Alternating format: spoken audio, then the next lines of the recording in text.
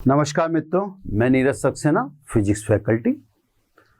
Last lecture में अपन ने पृथ्वी के चुंबक को कंप्लीट किया है। वो एक पूरा लेक्चर पृथ्वी के चुंबक का ही है। अब वापस लौट कर आए दंड चुंबक से संबंधित परिभाषाओं पर, है ना साहब। दंड चुंबक से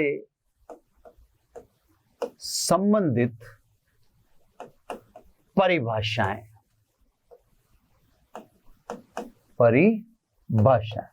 ये मैं आपको समझाता हूं इस टॉपिक का महत्व। इनमें जो भौतिक राशियां आपको पढ़ाई जाएगी, है ना, दंड चुंबक से संबंधित परिभाषा, इसमें कुछ भौतिक राशियां आपको पढ़ाई जाएंगी जो दंड चुंबक से संबंधित भौतिक राशियां हैं। मैंने दंड चुंबक से संबंधित परिभाषाएं लिख दी, कोई फर्क नहीं पड़ता, है ना। इनको समझना है आपको। ऐसा नहीं है कि कोई ये एग्जाम में आ रही है कर रही है। एक नॉलेज गेन करना आपको, मैं आपको समझाता हूं। एक जैसे धारावाही परिनालिका है, बात को समझिएगा थोड़ा सा, है ना। ये परिनालिका है, इसमें अपन ने धारा प्रवाहित की। बात को समझना इंटरेस्टिंग है ना। धारा प्रवाहित करते ही इसके अक्ष के अनुदिश एक समान चुंबकीय क्षेत्र अंदर की तरफ उत्पन्न हो गया, जिसका मान निर्वात में अपन लिखते हैं μ0 Ni, है ना। स्मॉल n एकांक लंबाई में फेरों की संख्या है। ठीक है साहब। अब इसमें आपने किसी चुंबकीय पदार्थ को, चुंबकीय पदार्थ का मतलब है ऐसा पदार्थ जो चुंबक में रूपांतरित हो सकता है। तो आपने चुंबकीय पदार्थ, जैसे मान लीजिए लोहा, है ना, लोहे को रख दिया, क्लियर। अब लोहा कुछ समय बाद, क्योंकि चुंबकीय क्षेत्र में रखा है, तो लोहा भी चुंबक बन जाएगा। बात को समझना साहब, है ना। इसको मैं अलग निकाल के दिखाता हूं। मैं बात को उसी लहजे में समझाने की कोशिश करता हूं ताकि आपको मजा आए। ये लोहा अब चुंबक बन चुका है, ठीक है साहब। आपने इससे रिमूव कर लिया, अलग निकाल लिया, ठीक है। इसके पास अब ध्रुव प्राबल्यता होगी और चुंबकीय ध्रुव होंगे। ये आपने वहां से निकाला जो परिनालिका के अंदर रखा हुआ था। अब मेरा आपसे क्वेश्चन है कि साहब ये जो लोहा है ये चुंबक बना, तो इसके चुंबकत्व को किससे नापोगे? बताओ। स्वाभाविक है, आपका अभी तक कोई ऐसी भौतिक राशि इंट्रोड्यूस ही नहीं की अपन ने, आपको बताई नहीं मैंने आज तक कि सब उसके चुंबकीय क्षेत्र को नापने का तो फॉर्मूला आपको एम्पियर ने के नियम से निकाल लिया आपने। तो आप परिनालिका में अक्ष के अनुदिश एक समान प्रबल चुंबकीय क्षेत्र होता है, और कितना होता है वो तो अपन ने एम्पियर के नियम से पिछले चैप्टर में निकाल लिया। लेकिन मेरा आपसे क्वेश्चन ये है कि भाई उस परिनालिका में रख चुकने के पश्चात ये लोहे की छड़ चुंबक बन चुकी, ये चुंबक बन चुकी, फिजिकली तो ठीक है, ये लोहे को अट्रैक्ट करने लगी, अन्य चुंबक को आकर्षित या प्रतिकर्षित करने लग गई, मान लिया फिजिकली। लेकिन आप इसके प्रॉपर्टी तो बताओ, उसमें क्या डेवलपमेंट हुआ, ऐसी क्या चीज आ गई इसके पास जो ये खुद भी अपने चुंबकीय क्षेत्र में रखने पर अन्य लोहे की वस्तु को, जैसे अल्पिनी है, अन्य लोहे की वस्तु को क्या बना देती है? चुंबक। ये खुद इससे बनी परिनालिका से, और अब ये खुद भी बनाने लग गई। तो मेरे कुछ क्वेश्चन है, ये चुंबक कैसे बनी बताओ। ये चुंबक बनी, छड़ है ना, बनी, वो छड़ नहीं, इस छड़ के पास चुंबक के नाम पर क्या है जो ये दूसरों को, जैसे आल्पिन, पेंचकस, वगैरह को चुंबक बना देती है साहब। क्या हर पदार्थ में चुंबक की एक जैसी तीव्रता हो सकती है? मान लीजिए मैं नर्म लोहा लिया, स्टील ली, निकल ले लिया, कोबाल्ट ले लिया, क्या सब में उत्पन्न चुंबकत्व की तीव्रता एक जैसी होती है? नहीं। तो इन बातों के जवाब कुछ भौतिक राशियों से दिए जाएंगे। तो मेरे कहने का मतलब, ये जो भौतिक राशियां मैं पढ़ाऊंगा हो सकता है एग्जाम पॉइंट ऑफ व्यू से इंपॉर्टेंट नहीं है, लेकिन आप दंड चुंबक या उस चुंबक के दृष्टिकोण से देखें जो धारावाही ने बनाकर फिजिकली आपको भेंट कर दिया है, जैसे स्पीकर के पीछे लग रहा है। अब इनमें क्या होता है ना, तो सब इंटरेस्टिंग तो है, थोड़ा सा मजा लो इसका, कठिन वठिन लगने वाली तो बात ही नहीं है। पहला है चुंबकन तीव्रता। कैपिटल आई से डिनोट करेंगे। धारा और कैपिटल आई में फर्क रखेंगे अपन। अब धारा को स्मॉल आई से बताने लग जाएंगे, ताकि कैपिटल आई एक सुरक्षित दंड चुंबक से संबंधित भौतिक राशि हो। ठीक है साहब। चुंबकन तीव्रता, मैंने आपसे क्या कहा, समझने पे फोकस है ना, परिभाषा और विभाषा इतनी महत्व नहीं रखती। वह चुंबकत्व, या यूं कहते हैं चुंबक की वह सीमा जिसमें किसी पदार्थ का चुंबकीयकरण किया जा सके। किसी पदार्थ के, या यूं कह दें पदार्थ में उत्पन्न, ऐसे कह दो चुंबकीय पदार्थ में उत्पन्न, बहुत ये जमेगी आपको दूसरी, फिर तीसरी डालूंगा, फिर चौथी डालूंगा, है ना। किसी पदार्थ में या किसी चुंबकीय पदार्थ में उत्पन्न चुंबकत्व की वह सीमा जहां तक पदार्थ का चुंबकीयकरण किया जा सके, चुंबकन तीव्रता कहलाती है। चलो सब, तो ये मैंने परिभाषा दी है ना। अब दूसरी परिभाषा लो। पदार्थ के चुंबकत्व की अधिकतम सीमा को चुंबकन तीव्रता कहते हैं। इससे यह समझ में आया कि किसी पदार्थ के चुंबक का मापन किससे करना चाहिए? आई से। इस सेकंड वाली परिभाषा से यह समझ में आया कि इसका मतलब चुंबकों के बीच में भी फर्क होता है। उस फर्क को किससे बताया जाना चाहिए? आई से। इस सेकंड वाली परिभाषा से यह समझ में आया कि इसका मतलब पदार्थ के अंदर चुंबकत्व की एक अधिकतम सीमा है, उससे ज्यादा पदार्थ के अंदर चुंबक उत्पन्न करना संभव नहीं है। तो दोबारा इसको सुनेंगे, फिर मैं दोबारा सारी बात रिपीट करूंगा। चुंबकीय पदार्थ में उत्पन्न चुंबकत्व की अधिकतम सीमा को, चुंबकीय पदार्थ में उत्पन्न चुंबकत्व की अधिकतम सीमा को चुंबकन तीव्रता कहते हैं। अर्थात, अब इसके वापस अर्थ समझिए, अर्थात किसी दंड चुंबक के चुंबकत्व को भौतिक राशि आई से दर्शाते हैं, है ना। अब आप चुंबक मत बोलें, अब तो चुंबक के बीच में भी अंतर जान सकते हैं, किसके द्वारा? आई से। पहली बात समझ में आ गई। तो आई पदार्थ में चुंबकत्व को दर्शाती है। मैं लिख देता हूं ना, क्योंकि ये ऐसी बात है, इतनी डीप थ्योरी है। मैं ऐसा नहीं कह रहा, मैं अपने आप की तारीफ नहीं कर रहा, लेकिन इतनी डीप थ्योरी है कि इसको मैं भी दोबारा ऐसे ही बोल सकूं, जरूरी नहीं है। मूड की बात है। आज मूड में हूं तो मैंने इसको बहुत डीप में ले लिया है ना। तो मैं खुद भी अगर दोबारा लेक्चर दूं तो ये जरूरी नहीं होता कि मैं इतनी डीपनेस ले जाऊं, है ना। तो सब आई पदार्थ के चुंबकत्व का माप है, पदार्थ के चुंबकत्व का माप। ठीक है, क्लियर। दूसरी बात, ये बात तो होगी कि साहब अब किसी चुंबक को, चुंबक की मतलब चुंबक को जो समझाना चाहिए, उसके चुंबकत्व को जो दर्शाना चाहिए, वो किससे, आई से, वो लिख दिया था मैंने ना। अब दूसरी बात, इसके द्वारा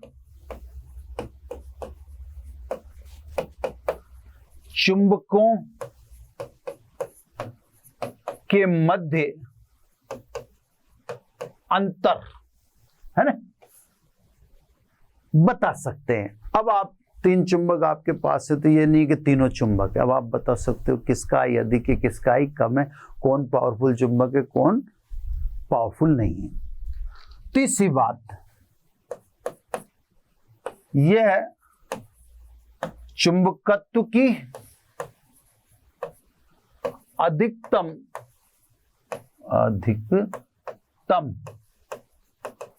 सीमा को दर्शाता है। यह भी समझ लीजिए, चुंबकत्व की अधिकतम सीमा के क्या मायने। तो सब चुंबकत्व की अधिकतम सीमा का मायना है, जैसे मान लीजिए मेरे हाथ में ये लोहे की छड़ है जो चुंबक बनाई जा चुकी है। अब इसकी तीव्रता, अभी तो मात्रक नहीं आया, तो इसकी तीव्रता मैंने बता दी साहब 5 है, 5। अभी मात्रक नहीं आया तो अंकों में सुन लो। अब साहब मान लो इसकी अधिकतम सीमा अगर 50 है, तो इसका मतलब अभी इसमें चुंबकत्व बढ़ाया जा सकता है। कहां तक, 50 तक। तो आई 2 बातें बताता है। पहली बात ये, क्या वर्तमान में क्या चुंबकत्व का लेवल है, और दूसरी बात, क्या इस चुंबक में और चुंबकत्व बढ़ाया जा सकता है। ये 2 बातें भी आई बता। अब सब फाइनल डेफिनेशन 2 तो मैंने समझा ही दिया। चुंबकीय पदार्थ या किसी चुंबक के इकाई आयतन में चुंबकीय आघूर्ण को चुंबकन तीव्रता कहते हैं। अब क्लियर हो गया होगा। अगर पदार्थ के कैपिटल V आयतन में, कैपिटल V आयतन में कुल चुंबकीय आघूर्ण कैपिटल M हो, तो इकाई आयतन में कितना होगा सर, M/V है ना। तो भौतिक राशि के लिहाज से चीज आएगी। M का मात्रक अपन ने पढ़ लिया, एम्पियर इंटू मीटर स्क्वायर, और V आयतन है मीटर क्यूब, तो सब इसका मात्रक हुआ एम्पियर प्रति मीटर। ये सब परिभाषा वाइज तो देखो, अगर एग्जाम वाइज देखना हो तो फिर 2 मिनट में, पर समझ वाइज मैंने आपको अच्छे से समझा दिया है ना। तो सब चुंबक के इकाई आयतन में चुंबकीय आघूर्ण को चुंबकन तीव्रता कहते हैं। अब चुंबक की लंबाई अपन जैसे ये कहते हैं 12, ये अपन ने समझ रखी अपने हिसाब से, है ना। इसका काट क्षेत्रफल अपन मान लेते हैं A। तो चुंबक की लंबाई 12 और काट क्षेत्रफल A है, तो कैपिटल M को तो आप क्या लिखोगे साहब, चुंबकीय आघूर्ण को M × 12, वह आयतन V कितना लिखेंगे, क्षेत्रफल इंटू लंबाई। क्षेत्रफल है, लंबाई 12, दोनों रखो, इसलिए I है ना, M की वैल्यू रखो M × 12, V की वैल्यू रखो A × 12, 12 कैंसिल बाय 12, यानी I बराबर M/A है ना। M का मात्रक एम्पियर इंटू मीटर है, और क्षेत्रफल का मात्रक मीटर स्क्वायर है, तो वही ले दे के मात्रक क्या जाएगा, एम्पियर प्रति मीटर। यहां से डेफिनेशन बोलो तो यहां से बोल दो, यहां से डेफिनेशन आएगी, इकाई क्षेत्रफल में ध्रुव प्रबलता को चुंबकन तीव्रता कहते हैं। क्लियर सब। ये सब एक भौतिक राशि जो प्योर चुंबक से संबंधित है। अब आ जाओ दूसरी भौतिक राशि पे, है ना। सेकंड भी बहुत इंटरेस्टिंग है। नंबर 2, चुंबकन क्षेत्र, चुंबकीय क्षेत्र नहीं, चुंबकन क्षेत्र, कैपिटल एच। ये भी साहब बड़ी इंटरेस्टिंग है, बात गजब की है ना, मजा आएगा आपको इसमें भी। ठीक है, वह चुंबकीय क्षेत्र जिसमें रखे जाने पर, या वह चुंबकीय क्षेत्र जो स्वयं में, ऐसा बोल दो, स्वयं में चुंबकीय पदार्थ को या रखे जाने पर चुंबकीय पदार्थ को चुंबकित कर देता है, चुंबकन क्षेत्र कहलाता है। दोबारा बोलूंगा, बीच में थोड़ा सा व्यवधान आ गया इसलिए, है ना। तो सब वह चुंबकीय क्षेत्र, स्लो बोल रहा हूं ताकि आप मजा लो, है ना।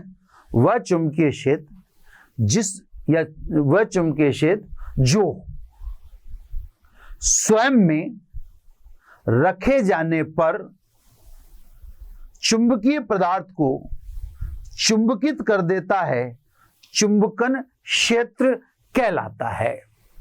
अब मैं इसको समझाने की थोड़ी सी कोशिश करता हूं, ऐसा कठिन नहीं, मजा तो आता है ना। देखो सब, आपको ये मैंने पढ़ाया, बहुत ध्यान से समझना। ये थी परिनालिका, है ना। जब समझाने पे मूड में आ गया मैं, तो फिर समझा के छोड़ूंगा, है ना। ये है परिनालिका। परिनालिका में आपने रखा चुंबकीय पदार्थ, मतलब लोहा। ये रखा आपने चुंबकीय पदार्थ, जो बाद में बन के आ गया आपके सामने चुंबक। ये सारा किसने किया? परिनालिका ने।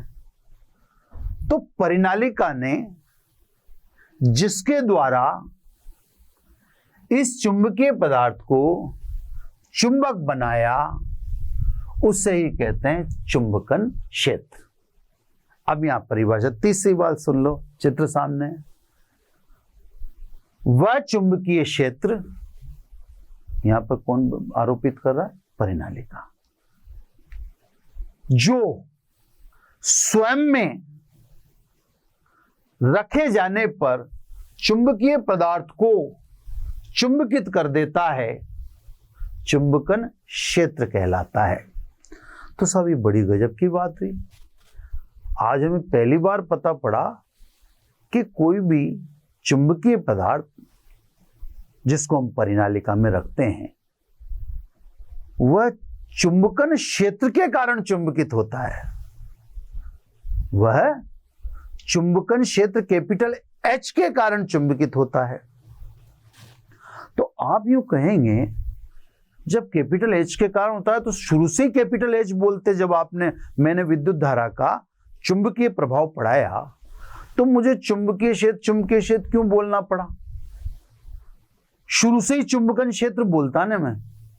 सुनो सब, मैं जानता हूं कि बोलना मुझे चुंबकन क्षेत्र चाहिए था, लेकिन ऐसा जानने के बावजूद भी मैं चुंबकीय क्षेत्र बोलता रहा। तो कारण समझो। बी का खूब सारे नामों में एक नाम है चुंबकीय प्रेरण। बहुत समय से नाम नहीं लिया, तो अब एक दो बार इसी नाम को ले लिया करेंगे, है ना। चुंबकीय प्रेरण, चुंबकीय क्षेत्र, चुंबकीय फ्लक्स घनत्व और चुंबकीय क्षेत्र की तीव्रता, सबका मतलब बी है। बी की उत्पत्ति के दो कारण हैं। एक तो बाह्य धारा, आप समझ जाएं, जैसे अभी के लिए समझ जाएं, अब और चीजों के तो नाम लेने से जो सामने उसको समझ। एक तो परिनालिका। बी की उत्पत्ति का एक और कारण है, वो है माध्यम, है ना। इन दोनों के कारण जो चुंबकीय क्षेत्र उत्पन्न होता है उसे हम चुंबकीय प्रेरण कहते हैं। इस बी में दो की भूमिका है, धारा की भी और माध्यम की भी। अब ध्यान से समझना, बहुत स्लो, मजेदार। अगर माध्यम हटा दें, हटा दो, तो चुंबकीय क्षेत्र केवल किसके कारण रहेगा? बाह्य धारा के कारण। और बाह्य धारा के कारण उत्पन्न चुंबकीय क्षेत्र को ही चुंबकन क्षेत्र कहते हैं। यह है सब दमदार बात, है ना? तो सब B because of medium, B because of परिनालिका, परिनालिका में धारा है ना? तो बी दो कारणों से है। अब यदि माध्यम को हटा दें तो पदार्थ के अंदर जो चुंबक है, चुंबकत्व है, उसका कारण केवल कौन हुआ? बाह्य धारा।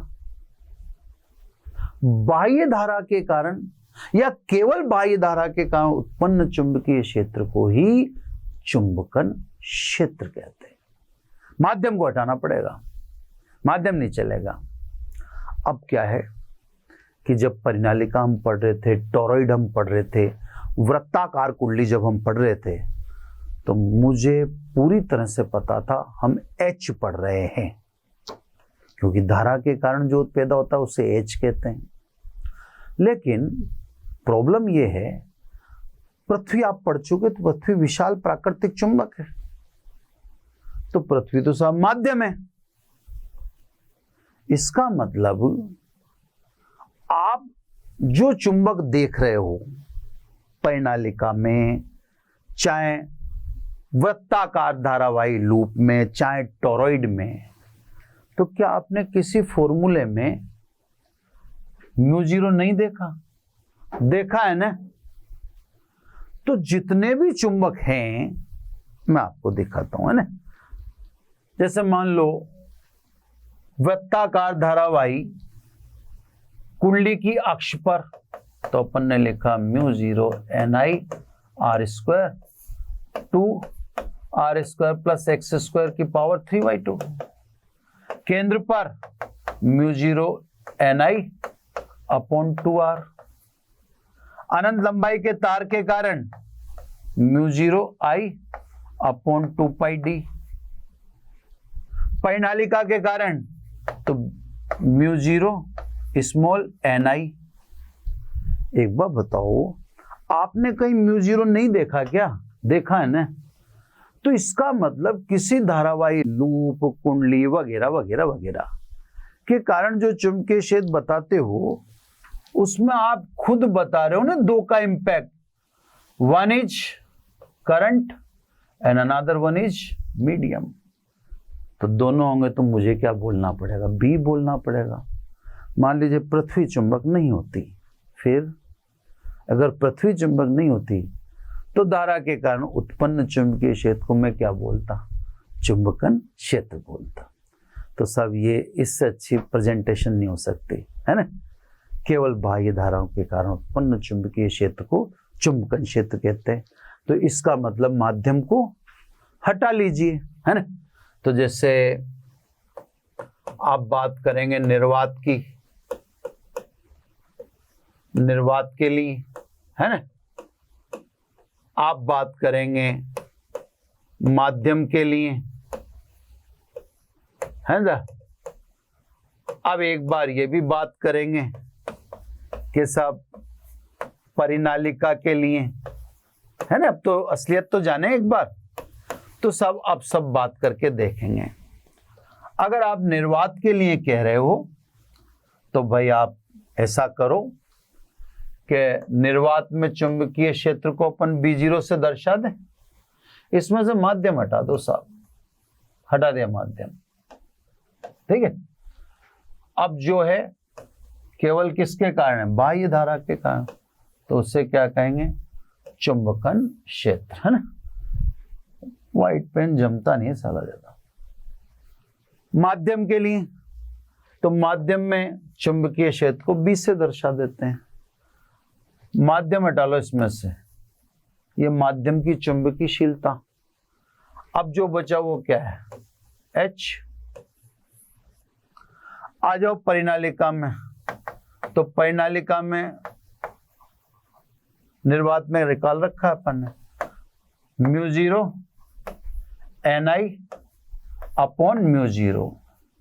तो अब आप समझ गए होंगे कि परिनालिका में ओरिजिनली उत्पन्न क्या होता है, H होता है, लेकिन माध्यम को अटैच कर दोगे तो माध्यम को अटैच करते उस H को H नहीं बोलना पड़ता, फिर क्या बोलते हैं, B बोलते हैं। अभी देख लो ना आप, ये इससे देख लो, जैसे इससे देख लो आप, है ना, इससे देख लो आप क्या लिखोगे, B बराबर μH लिखोगे ना, ये धारा और ये माध्यम, दोनों आगे ना, धारा भी आगे, धारा के कारण तो H और माध्यम की चुंबकशीलता आप म्यू से लिख ही रहे हो, इसलिए आपको B बोलना पड़ेगा ना, होता तो H धारा के कारण, है ना। तो सब मात्रक निकाल लें, कहीं से भी निकाल लें। B का मात्रक तो होता है आपका वेबर प्रति मीटर स्क्वायर, है ना। म्यू का मात्रक बता रखा है आपको वेबर प्रति एम्पियर इंटू मीटर। तो वेबर से वेबर कैंसिल, क्लियर, और 1 मीटर से मीटर भी कैंसिल, तो देखो इसका मात्रक भी एम्पियर प्रति मीटर ही होता है, इसका मात्रक भी एम। तो देखो बड़े मजेदार चीजें, मजा आएगा आपको। बनाता भी एम्पियर प्रति मीटर है और पदार्थ में पैदा भी एम्पियर प्रति मीटर है ना। तो परिनालिका के पास जो है वो H है साहब, और ये पदार्थ के अंदर क्या पैदा कर देता है, I। अब तो बहुत क्लियर हो गया, है ना। बनाने वाला भी आपका एम्पियर प्रति मीटर और बनने वाला भी एम्पियर प्रति मीटर। I बनाने वाला, सॉरी H बनाने वाला और I बनने वाला, ये सब सेकंड चुंबक से संबंधित परिभाषा होगी, है ना। अब थर्ड परिभाषा, थर्ड में चुंबकशीलता, चुंबकशीलता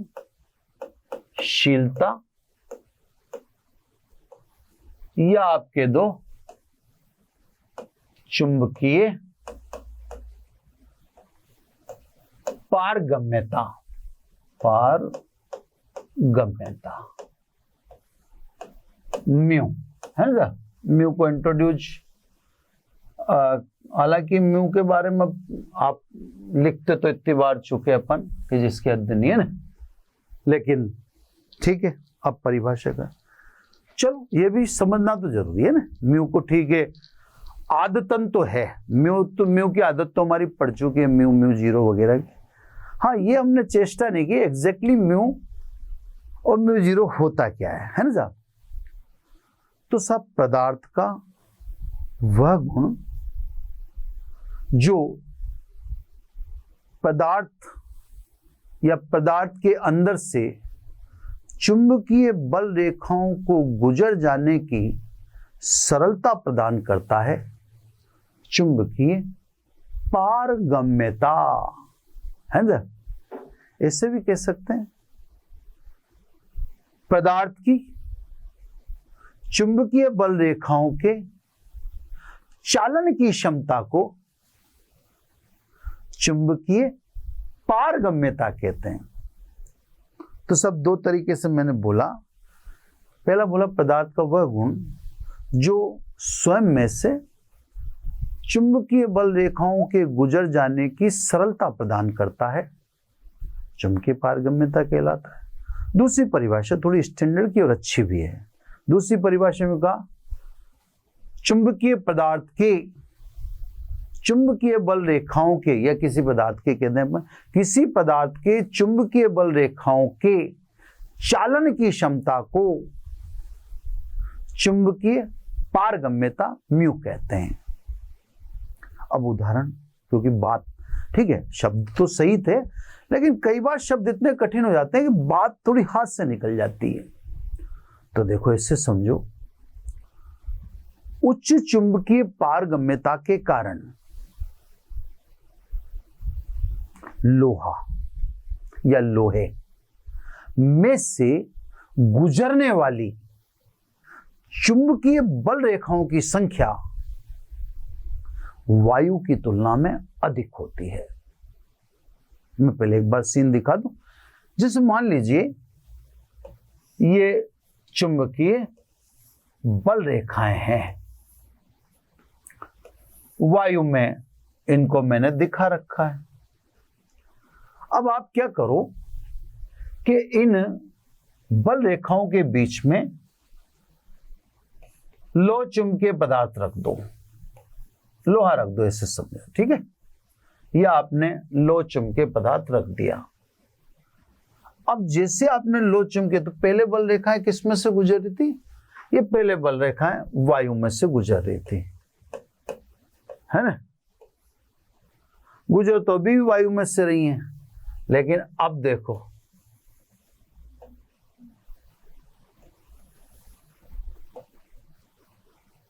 अब चुंबकीय बल रेखाएं लोहे में से गुजरेंगी, क्योंकि यह चुंबकीय बल रेखाओं को गुजरने में सरलता प्रदान करता है, ठीक है। तो बल रेखाओं का स्वरूप चेंज हो जाएगा, एकदम वक्राकार हो जाएंगे, है ना। तो सब इसका मतलब लोहे की चुंबकीय पारगम्यता उच्च है, इससे लोहे में से गुजर वायु की तुलना में, इसलिए लोहे में से गुजरने वाली बल रेखाओं की संख्या वायु की तुलना में ज्यादा है। अब सब इसी के संदर्भ में अगर एक छोटी सी बात सोचें, तो जैसे मान लीजिए किसी चुंबक को आप संरक्षित रखना चाहते हैं, सुरक्षित रखना चाहते हैं, आप चाहते हैं कि वो पृथ्वी के चुंबक से प्रभावित नहीं हो। भाई पृथ्वी के चुंबक को पढ़ने के बाद ये समझ गए होंगे कि आप किस पे लेटते, किस पे बैठते हो? चुंबक पर, क्योंकि पृथ्वी एक विशाल प्राकृतिक चुंबक है। ये बात तो क्लियर हो चुकी कि हम पृथ्वी पर लेटते बैठते हैं, तो स्वाभाविक है हम सब काम चुंबक पर ही कर रहे हैं, खाना खाना पीना वगैरह, है ना। तो सब इसका अर्थ भाई पृथ्वी के चुंबक से तो हम सहमत हैं ही, सही है ना। तो कोई भी चुंबक होगा वो पृथ्वी के चुंबक से अफेक्ट होगा, उसकी तीव्रता में कमी वृद्धि हो सकती है, लेकिन आप उसको चाहते हो कि पृथ्वी के चुंबक के संपर्क में आए नहीं। तो इस टॉपिक के अनुसार लोहे का एक बॉक्स ले लो, बक्सा, उस लोहे के बक्से में कोई लकड़ी के पटे पे चुंबक रख दो। अब आप कहेंगे ऐसे कैसे संरक्षित है? भाई आपने लोहे के बक्से में रखा है ना, कौन? दंड चुंबक। तो चुंबकीय बल रेखाएं तो लोहे का बक्सा एब्जॉर्ब कर लेगा, या चुंबकीय बल रेखाएं तो लोहे के बक्से में से गुजरेंगी ना, वो पटे पर रखे चुंबक से क्यों गुजरेंगी?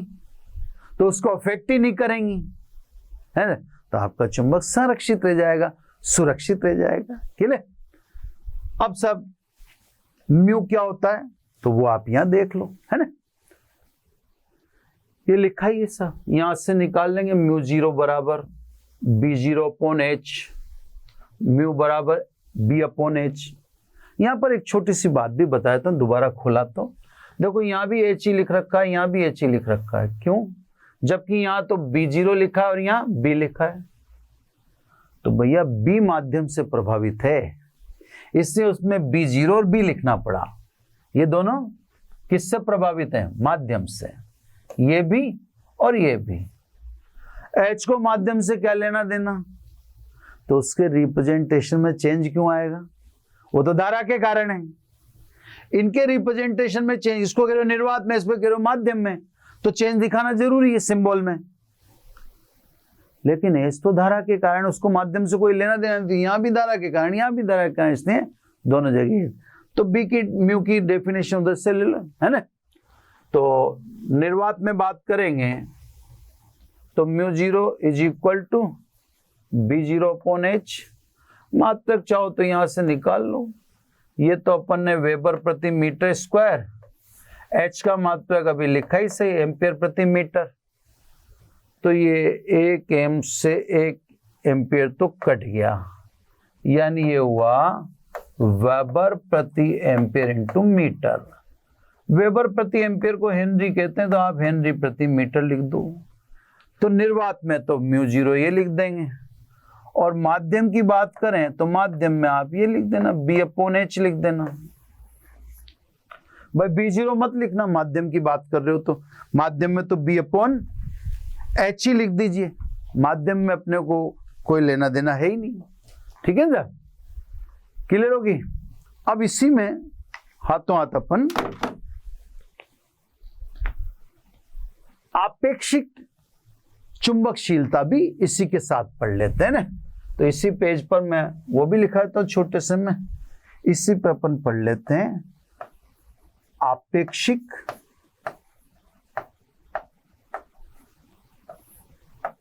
चुंबकीय पारगम्यता, है ना। अब यहां पे जरूर आपकी तुलना वाला काम हो सकता है, स्थिर विद्युत की तुलना करके, या आप इसको क्लियर कर सकते हो। आपेक्षिक है तो सब माध्यम में चुंबकीय क्षेत्र B तथा निर्वात में चुंबकीय क्षेत्र B0 के अनुपात को आपेक्षिक चुंबकीय पारगम्यता कहते हैं। मतलब म्यू r, ये माध्यम में चुंबकीय क्षेत्र, ये निर्वात में।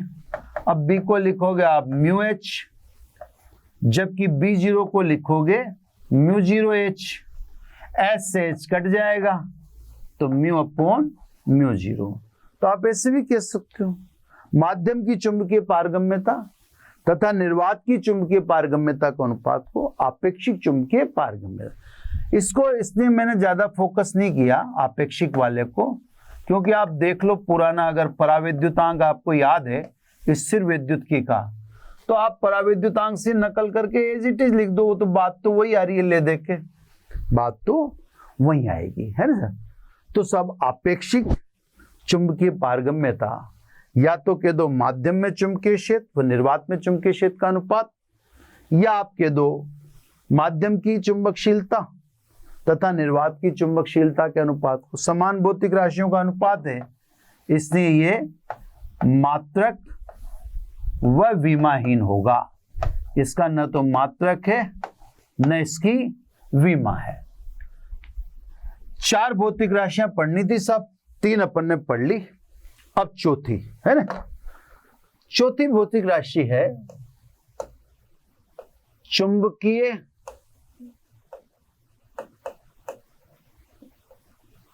प्रवृत्ति, है ना। इसको काई से दिखाते हैं, ये सिंबल एक्स नहीं है, ये सिंबल बुलाता है, ये सिंबल को बोलते हैं काई, है ना। अब ची लिख रहा है कि जो भी है आप उस हिसाब से समझ लो। ये भी पदार्थ का गुण है। जैसे अपन अभी जब आई पढ़ रहे थे तो मैंने कहा था लोहे का, छड़ है, कॉपर का, एल्यूमिनियम का, जो भी है अलग अलग जो हैं, तो क्या इनमें या इन्हें एक ही चुंबकीय क्षेत्र में रख दें तो सब में उत्पन्न आई यानी चुंबकत्व इक्वल होगा क्या? नहीं होगा, है ना। तो सब आप एच आरोपित कर रहे हो, आई पदार्थ के अंदर पैदा होता है।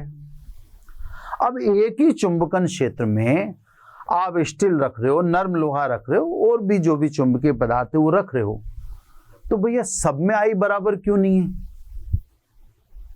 I directly proportional to H, जैसे जैसे एच बढ़ाओगे वैसे वैसे आई बढ़ता है चुंबकीय पदार्थ में। चुंबकीय पदार्थ में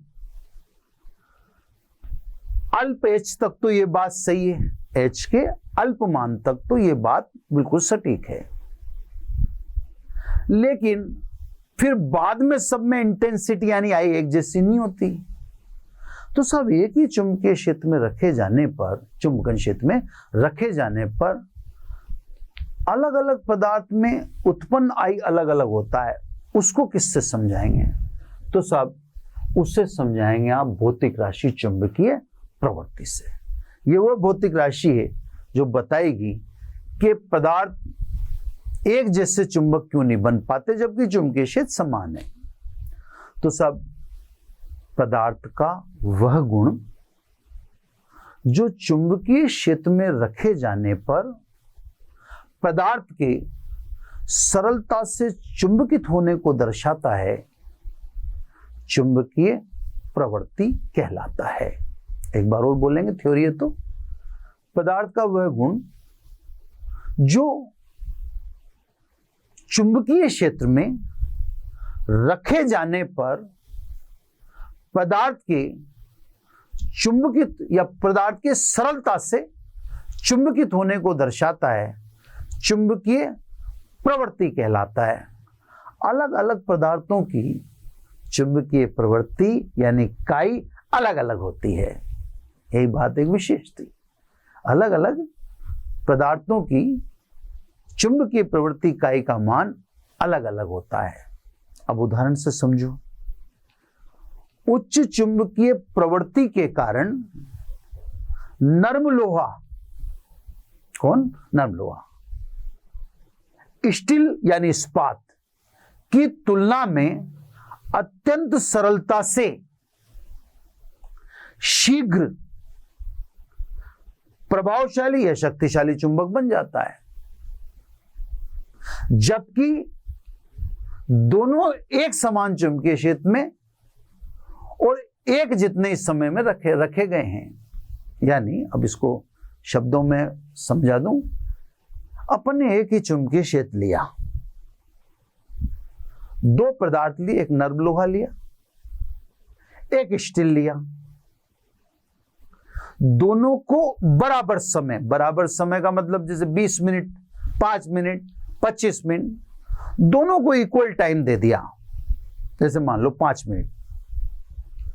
अब इक्वल टाइम में आप क्या देखते हैं कि नर्म लोहा स्टील की तुलना में तुरंत शानदार प्रभावशाली या शक्तिशाली चुंबक में रूपांतरित हो जाएगा, नर्म लोहा, क्योंकि नर्म लोहे की चुंबकीय प्रवृत्ति लोहे की तुलना में अधिक है। तो कहने का मतलब भौतिक राशि काई इस बात का अंतर बताती है कि चुंबकीय क्षेत्र में रखे जाने पर सभी पदार्थों के अंदर उत्पन्न आई यानी चुंबकत्व एक जैसा नहीं होगा, है ना? ये बात मतलब आई और एच का जो मिलन है वो आई और एच का मिलन किस पर डिपेंड करता है? चुंबकीय प्रवृत्ति काई पर डिपेंड। ये मीडिएटर है साहब, जो आप सामान्य भाषाओं में समझते होंगे, जो आपको लगता होगा, आप कुछ सोच रहे होंगे वैसा सोच सकते हैं कि आपका मीडिएटर डिपेंड करता है आपके काम बनेगा या नहीं बनेगा। आपका काम मीडिएटर भी बिगाड़ सकता है। तो that is the mediator between I and H. अगर मीडिएटर शानदार है तो स्वाभाविक है फिर आई एच के लिंक में कोई दिक्कत है ही नहीं। एच जैसे बढ़ाओगे वैसे तुरंत आई बढ़ जाएगा, बट मीडिएटर पे डिपेंड करता है। तो सब वैसे तो अपन कहें तो I directly proportional to H, यानी आई बराबर काई एच। काई प्रोपोर्शनल कांस्टेंट है जिससे अपन चुंबकीय प्रवृत्ति कहते हैं, है ना? अतः काई बराबर आई अपॉन एच। ऊपर वाले का मात्रक भी एम्पियर प्रति मीटर, नीचे भी एम्पियर प्रति मीटर, तो काई मात्रक व विमाहीन भौतिक राशि हो चुकी है ना? ये मात्रक तथा विमाहीन भौतिक राशि है। क्लियर सब? तो ये सब 4 भौतिक राशियां थी जो चुंबक बनाने वाली थी, चुंबक में बनने वाली थी, या चुंबक बन जाने के बाद वस्तु में पैदा होने वाली थी। वो अपन ने देख लिया सब, है ना? तो साहब ये वस्तु से संबंधित या चुंबक से संबंधित भौतिक राशियां, इसे क्यों कहा अब आप सार समझ गए होंगे। अब साहब चारों भौतिक राशि एक ही प्रक्रिया से रिलेटेड, एक ही प्रक्रिया से रिलेटेड का मतलब चुंबक बनाती हैं, बनती हैं, चुंबक में पैदा होती हैं। तो स्वाभाविक है इन भौतिक राशियों के मध्य संबंध होगा, है ना। तो विभिन्न चुंबकीय भौतिक राशियों के मध्य संबंध, है ना। तो सब अब टॉपिक ले लेते हैं, विभिन्न चुंबकीय भौतिक राशियों के मध्य संबंध, है ना, के मध्य संबंध। अब देखो सब, जब आप इनमें संबंध जानना चाहते हो तो एक चुंबक बनाने की प्रक्रिया को स्टडी में लो। चलो सब, तो चुंबक बनाते हैं हम परिनालिका से। परिनालिका कहेंगे सब इस मामले में दो सिचुएशन में दिखा देता हूं, है ना। ये दो सिचुएशन में आपको बात समझनी है। धारा प्रवाहित कर देते हैं, कलर वलर चेंज कर लेते हैं, ये अपने का काम है। इससे ये धारा आई, है ना। बिना धारा के परिनालिका का कोई मतलब है ही नहीं, आप भी जानते हैं। ये धारा आई, है ना। अब इसमें अंतर है, एक है पदार्थ रहित और दूसरी है पदार्थ युक्त। इसमें तो आपने चुंबकीय पदार्थ रख रखा है, जो मान लीजिए चुंबक भी बन गया सपोज, है ना। पदार्थ रखा तो चुंबक बनेगा इससे, क्योंकि परिनालिका की अक्ष पर एक समान प्रबल चुंबकीय क्षेत्र, या यूं कहते हैं परिनालिका के अंदर एक समान प्रबल चुंबकीय क्षेत्र अक्ष की दिशा में होता है ना। देखो सब चीजें चित्रों से कितनी सुंदर बन जाती हैं और समझ में आती हैं। अब देखो ये जो ए है ना, ए बी में बांट दें इसको, ए और ये बी। इस ए में देखो आप पदार्थ रहित है, पदार्थ रहित है तो केवल आप कहोगे कुल चुंबकीय प्रेरण, निर्वात में चुंबकीय प्रेरण μ0 Ni के बराबर होगा, ठीक है सब। लेकिन हमने क्या केवल परिनालिका पढ़ी है? अभी हमने जो पढ़ा है उसमें चुंबक बनाने की प्रक्रिया पढ़ा है और चुंबक में होने वाले डेवलपमेंट के बारे में पढ़ा है। तो भाई हमने ये तो पढ़ा नहीं, ये तो पिछले चैप्टर में पढ़ लिया।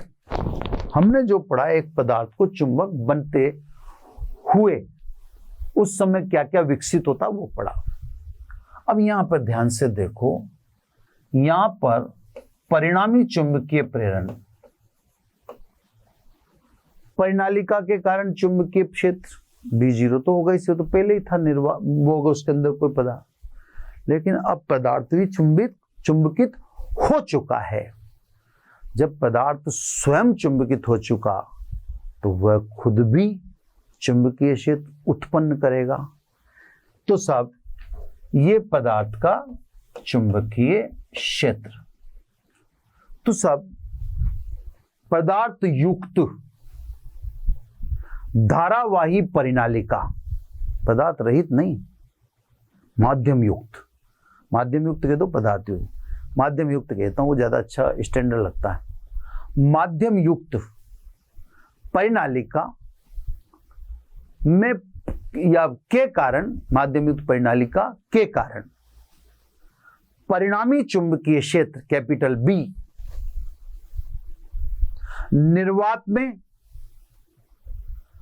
परिनालिका के चुंबकीय क्षेत्र B0 वह पदार्थ के चुंबकित हो जाने के कारण उत्पन्न चुंबकीय क्षेत्र बी मटेरियल Bm के योग के या सदिश योग के कह दो बराबर होता है।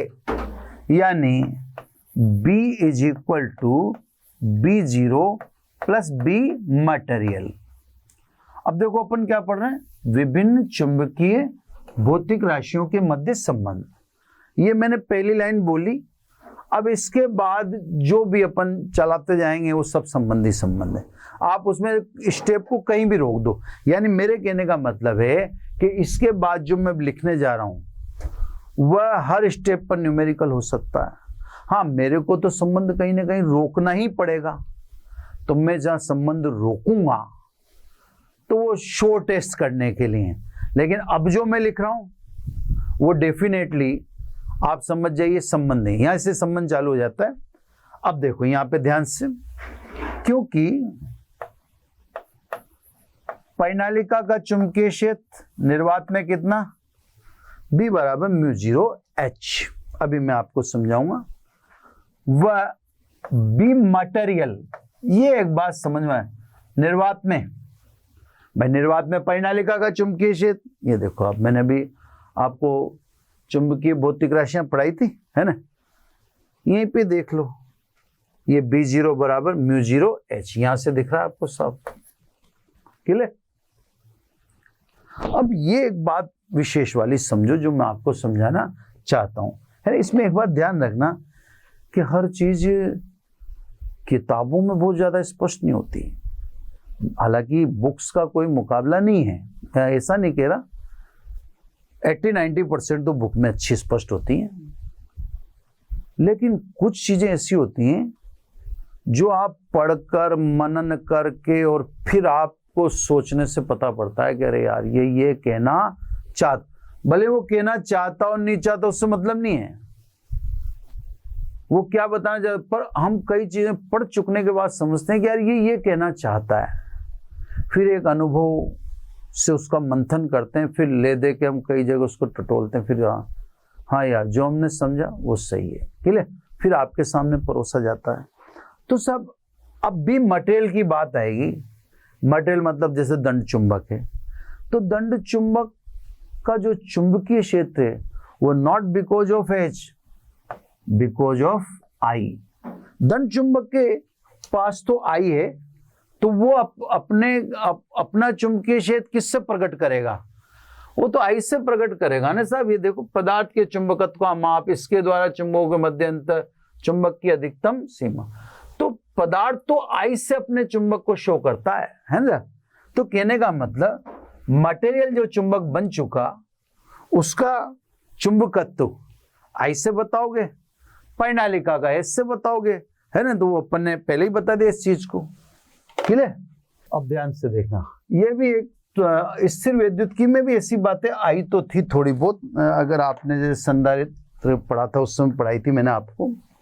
अब देखो ये निर्वात में चुंबकीय क्षेत्र, इसका निर्वात में चुंबकीय क्षेत्र, लेकिन परिनालिका तो पदार्थ युक्त है ना, तो परिनालिका तो किसमें निकालूंगा, माध्यम में। तो देखो B को कैसे लिखूंगा, μH, है ना। देखो मजेदार चीज, परिनालिका के कारण निर्वात में ये रहा, पदार्थ के कारण निर्वात में ये रहा, लेकिन पदार्थ युक्त परिनालिका के लिए तो B होगा ना, तो μH है ना। अब वैल्यू रख दो सब, ये μ0H, ये μ0I।